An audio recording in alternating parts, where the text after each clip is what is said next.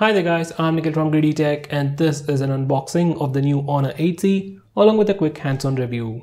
So guys, this is the box and it looks exactly like all the previous Honor phones, the same color. I really don't know what's with the Honor, like they always go with this blue kind of a color for the packaging.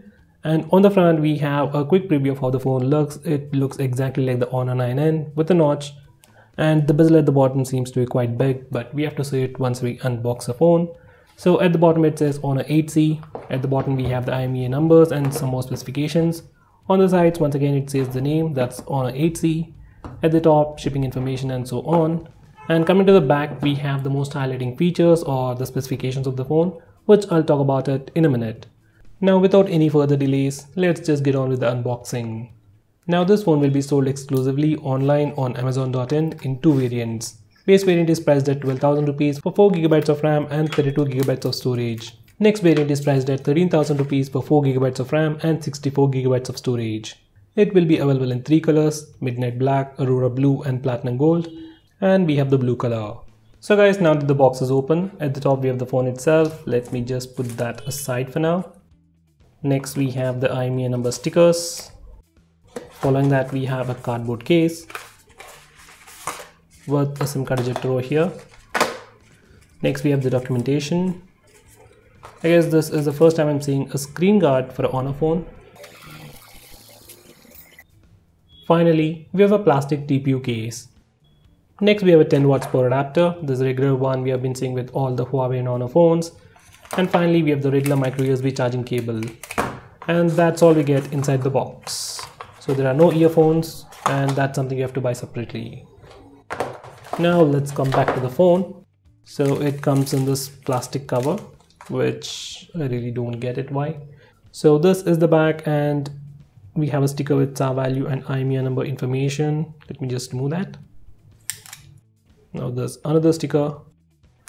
So this is how the phone looks on the back, and this is how it looks on the front. Well, the front is pretty common, pretty normal, a black slab, but the back is really interesting. Now usually Honor has been giving us phones with a glass back in this price segment, like the Honor 9 Lite, even the Honor 9N. But this is completely different. This is completely made of plastic but still has that shiny finish. So it looks premium and probably is not as delicate as glass. So now let's have a quick physical overview and then check out the specs. This phone is a complete plastic build with a super flashy looking back. I really don't know what's it made of, but it does look very unique and premium in its own way. At the top, it has a dual camera setup with a 13 megapixel primary camera with f1.8 aperture. That's followed by a 2 megapixel secondary camera with f2.4 aperture for depth sensing. That's to take portrait shots. That's followed by a single LED flash and the branding that says AI camera. Besides that, it has a fingerprint scanner and Honor branding at the bottom. Now on the front, it is a pretty huge 6.2-inch IPS display with HD plus resolution in the new 19:9 aspect ratio with 81.9% screen to body ratio. Now inside the notch we have the variable flash, earpiece and an 8 megapixel front facing camera with f2.0 aperture. Below the display it has a pretty huge Honor branding. Now on the right side it has a power and volume buttons made of plastic, but they have a very nice tactile feel to them. At the top it has a 3.5mm audio jack along with a secondary microphone for noise cancellation. On the left side it has a SIM card tray housing 2 nano SIM slots along with a dedicated SD card slot, which is really appreciated. And finally at the bottom we have the mono speaker grill, micro USB charging port and the primary microphone. Now coming to the rest of the specifications. Under the hood, this phone sports a Snapdragon 632 processor with Adreno 506 GPU with 4GB of RAM and 64GB of storage, running EMUI version 8.2 based on Android 8.1 Oreo with a 4000 mAh battery. Now even with a bigger 4000 mAh battery, this phone has a thickness of 7.9mm and weighs just 167 grams. Which is way lighter than phones from Xiaomi like Redmi Note 5, Note 5 Pro, even the Redmi 6 Pro or even the Redmi Note 6 Pro, which all come with the same 4000 mAh battery. So this phone, at least in terms of overall build, design and weight management, is definitely better than all the Xiaomi phones in the same price segment. Now this is how the phone looks with the case on. It has all the cutouts for the ports, microphone at the top, and interestingly it also comes with a raised lip for the camera module and even for the display. So it does offer some kind of protection when you put your phone directly on its face or its back. And like with any other case that comes free inside the box, it definitely gives you some additional grip, but not so much in terms of drop protection. Anyway, coming back to the phone, let me turn on the phone and set it up and see what we get right out of the box. So guys, this is how the phone looks once we turn it on. There's no app drawer, so all the apps are thrown to the home screen, and these are all the apps that come pre-installed. There is a slight bit of bloatware like Facebook, Facebook Messenger, Netflix, and Camera 360. On the left side, we have the regular Google feed, just like on all of the phones. Now this is the interface for the recent apps, and this is the notification area, and these are your notification toggles. Now coming to the storage section, out of that 64 gigabytes of space, we get about 54.45 gigabytes of space for your user apps and user data. Now coming to memory, out of that 4 gigabytes of RAM, we have about 1.9 gigabytes of free RAM right out of the box. Now let's check the about page, system and about phone. So this phone is running EMUI version 8.2.0 based on Android version 8.1.0, that's Oreo, with the September security patch. Now let's check out the camera interface. Now this is the camera interface for the rear camera. We have a dedicated AI button over here. Once you enable it, it simply makes the colors pop out a bit. It actually detects all the different scenes and enhances the image, but most of the time the end results that you get are simply saturated colors. Well, that's most of it anyway. Next, we have different modes at the bottom. You can swipe left or right to change between these modes. First, we have the portrait mode, and after that we have the aperture mode. So these two features are the same, but portrait mode takes portrait shots of humans. Like, it has to see a human face to take a portrait shot.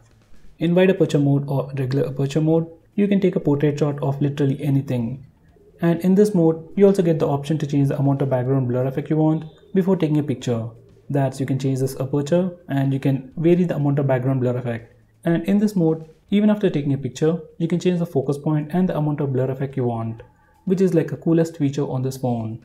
Now coming to video recording, this phone can record video at a maximum of 1080p, but that's only at 30 fps. Now this is the interface for the front-facing camera. Now let me just show you the variable flash. So this is a soft flash, and once we select this, we can change the intensity of this flash, which is a very unique feature on this phone. Next, we have the regular beauty mode, and you can change the beauty level from here. And surprisingly, there is no portrait selfie option. And if you select aperture over here, it will directly switch to the rear camera.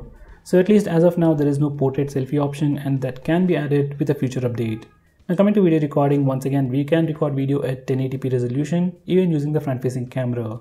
Now this one also has an option to record video using face beauty mode. So to enable it, just enable this toggle over here. And now once you do that, video recording resolution will go down to 720p. So with face beauty on, we can't record video in 1080p resolution. The same thing applies even for the rear camera.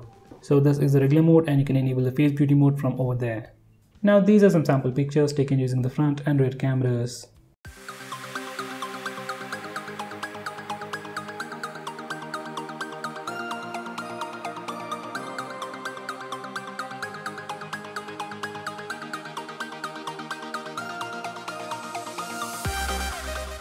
So guys, now let's test the fingerprint scanner. I've already set it up, so here we go.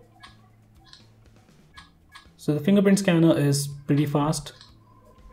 It's still taking like half a second to actually unlock the phone, but the fingerprint scanner itself is pretty fast. Probably the third best, I would say. Third best even considering all the flagships out there, so it's pretty good. Now let's test face unlock. I've already set it up, so here we go. So I'm not even able to see the lock screen. So in good lighting conditions, it is pretty fast, but not the fastest I've seen. That's the lock screen, and it unlocks.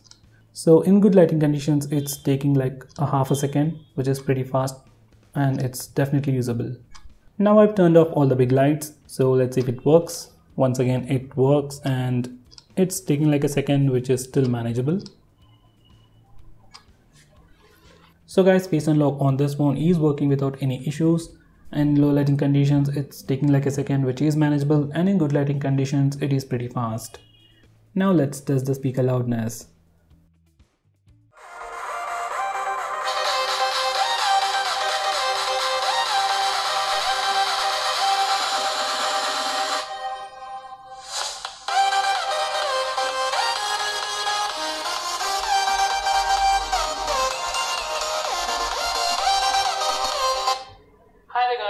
From GreedyTech, and in this video I'll be unboxing the new Infinix Note 5 stylus, which also comes with a stylus. So guys, this is the box, and as far as I know, this is currently... So guys, speaker on this phone is sufficiently loud for your media consumption, ringtones and alarms. Speaker on this phone is definitely louder than most of the phones in the same price segment. Now the notch on this phone is one of the most highlighting features of this phone, but for some reason if you don't like it, you can disable it from the display settings. Go to display settings, then select notch. From here select the second option and the notch will be completely disabled, or you get a black background and the notch will not stick out to your face that much. Next, if you don't like this navigation bar and want to use some gestures kind of a thing, go to settings, then select system settings, then select system navigation, then enable the first option. If you go to settings, you can see a quick preview. You can touch this button at the bottom to go back, touch and hold for home, and swipe left or right for recent tabs. And finally, you can swipe from the bottom for Google Assistant, which is a very nice gesture. Now finally, before I conclude, these are the Antutu and Geekbench scores. So guys, this is the new Honor 8C. Right out of the bat, it has a lot of great things going on, like a very sleek form factor, lightweight phone with a massive 4000 mAh battery, a Snapdragon 632 processor with a display notch and pretty good cameras. Unlike the Snapdragon 625 seen in the Redmi 6 Pro, it actually supports dual-vo LTE and it also comes with AI features specifically for the cameras. Now so far the only downside to this phone would be the screen resolution, and that will be a problem only if you like to play heavy graphic intensive games. So as of now, this phone is definitely a pretty good choice to buy if you're looking for a phone with pretty good design and build, good display, good cameras, with a massive battery and good performance. Now the only major competition to this phone would be the Realme U1, and that depends on how good the cameras are on that phone. So guys, what do you think about this phone? Do let me know by commenting below this video, and if you're planning to buy this phone, please use the link in the description. It always helps the channel, and if you want us to make any specific video, tweet out to us with the hashtag AskGreedyTech on Twitter and I'll try to make it as soon as possible. I'm Nikhil from GreedyTech signing off. Have a nice day.